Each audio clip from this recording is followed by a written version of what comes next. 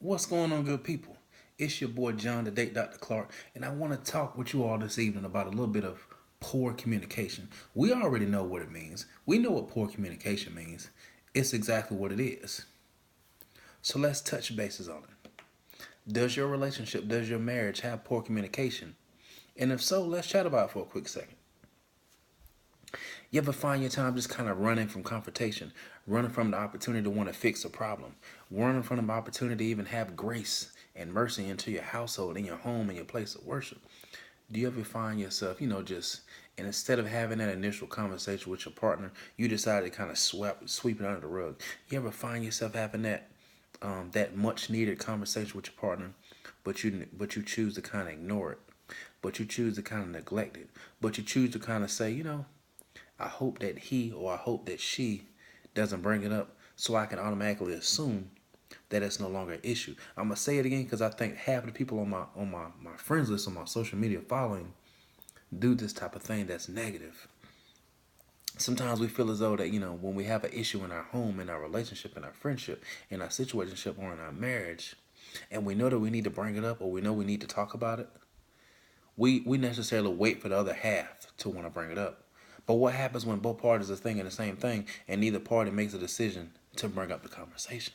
What do we do? How does the average mind frame think? We think on the basis of, well, if he's not bringing it up or she's not bringing it up, then obviously it may not be an issue. But think about it. It is an issue. It's an issue if both parties need to bring it up. It's an issue if you're thinking about it and you feel like it needs to be brought up. It's an issue when you made a decision to really sweep it under the rug. When in actuality, eventually months down the road, years down the road, it's gonna be time to unveil that rug, and now you got additional issues that you now forgot or now you have intentionally chosen not to discuss. That's one of the other signs of poor communication, ladies and gentlemen. Are we doing that? Are you doing that? Is your friendship doing that? Is your relationship doing that? Are you doing that in your marriage? Are you fleeing from the scene? Are you doing a hit and run in your relationship? Are you doing a hit and run in your marriage? Ladies and gentlemen, do you hear what it is that I'm saying? Are you neglecting the well being of your relationship? Are you neglecting the well being of your happiness of your marriage? Are you doing everything possible that will hinder your relationship or hinder your marriage from even having a chance to be successful?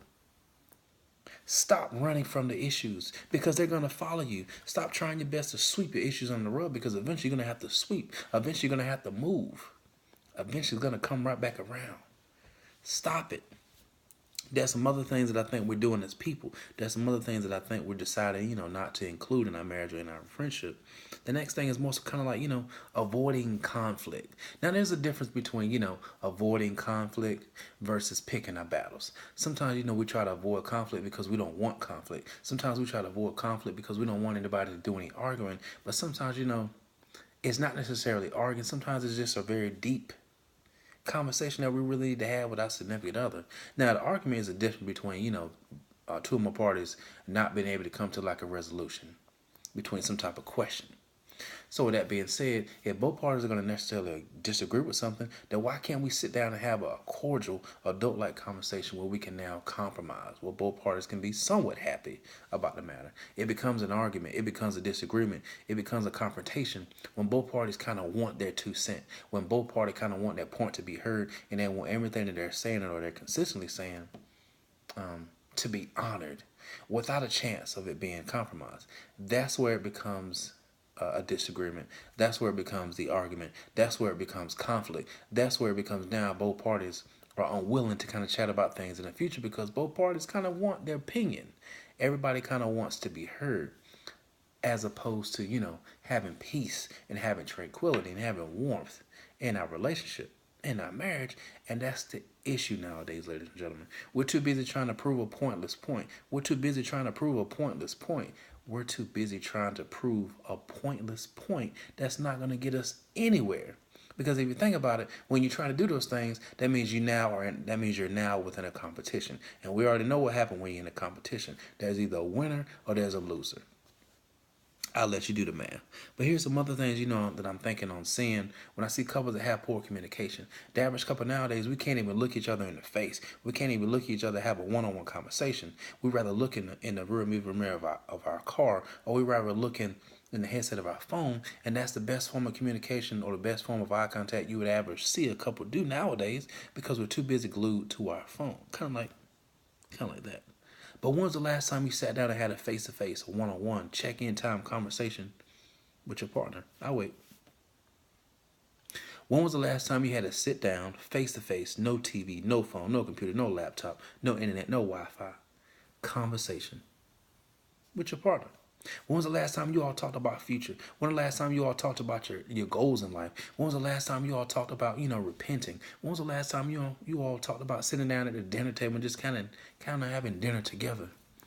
When was the last time? Ladies and gentlemen, I preach communication. Right now, we're more so going over the poor communication skills that I tend to see on an everyday basis. Ladies and gentlemen, we have to do better. Here's some other things that I'm noticing with my couples as far as poor communication.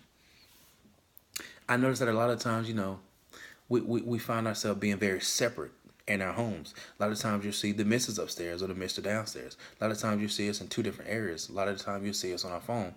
But not every day we see each other together. The majority of the couples nowadays, they spend more time in the bed when it's time to go to bed versus spending time together when it's time to just be together as a family. Too many times technology has taken over. Too many times social media has taken over. Too many times we've allowed life to take over. And when life takes over, sometimes it takes us away from the purpose. Sometimes it takes us away from the premise. And sometimes it takes away from that initial foundation. And when we step away from the initials, when we step away from the foundation, when we step away from the purpose, it takes away from us. It takes away from our purpose of being together. And when we take away from the purpose of being together, it now changes our default setting. So now we have no idea what to do. We have no idea how to generate peace. We have no idea how to really have a form of communication with our significant other. And it just kind of keeps us divided, and it keeps us at a very distant. So I got a few other things before I let you all go as far as some of the things I usually see when I have couples that are dealing with poor communication skills. A lot of times you see us, we're very distant emotionally. Sometimes we're not even as comfortable anymore, just expressing ourselves about how our day is going. The average couple nowadays, we're not even saying good morning or good afternoon or good evening. We're not even checking to see how the day is going. We're not even checking to see, hey, did you have a good day? And when we're not doing that, when we're neglecting each other, encourage our other partner not to even bring it up. But on the flip side, nowadays, we're not even talking about how our day is going. Nowadays, we're not keeping that premise or that foundation of communication. And when we step outside of that, you know the rest. So, ladies and gentlemen, it's a two-way street. What side are you driving on? Ladies and gentlemen, it's a two-way street. What side are you really driving on? So, I got one more thing that I really want to touch bases. And a lot of times, when we have those poor ethics or those poor boundaries or those poor communication skills, sad to say, it increases the chances of us stepping out. Yeah, it's sad to say that I'm saying it, but sometimes, when we take away from the premise, when we take away from the foundation, it increases the chance of us doing everything backwards when we're stepping outside of the purpose. A lot of times, it increases the chance of infidelity. It increases the chance of cheating. It increases the chance of having that, low self-esteem. It increases the chance of us not having a stable foundation. Ladies and gentlemen, it increases the chance of having debt. It increases the chances of depression. It increases the chance of a higher anxiety. It increases the chances of those negative things that we should not have in our mind frame, that we should not have in our soul and our spirit. But sometimes those things are unfortunate. Sometimes those things are unbearable. Sometimes those things are very unmanageable. So with that being said, ladies and gentlemen, let's step back to the premise. Let's step back to the basics. Let's remember why we decided to get together with our significant other. Let's step back to the basis of having more effective communication. Put your phone down sometime. Remember to have fun. Remember to communicate. Remember to compromise. Remember to socialize with your significant other. Remember to hang out with friends. Remember, most importantly, to hang out with your significant other. Let's take it back to the basics, because if there were no phones, if there were no internet, if there were no Wi-Fi, of course you wouldn't be listening to the video, but a lot of our relationships and a lot of our marriages will be in a significantly better place. Too many times we allow all those other things to kind of take over the purpose and our foundation. This is your boy, John, the Date Dr. Clark. Feel free to follow me on a lot of my social media platforms. Feel free to follow me on YouTube at The Date Doctor. Feel free to follow me on IG at _Date Doctor. All right, good people. It's a pleasure. Be safe. Feel free to share this video. Do you have poor communication in your relationship?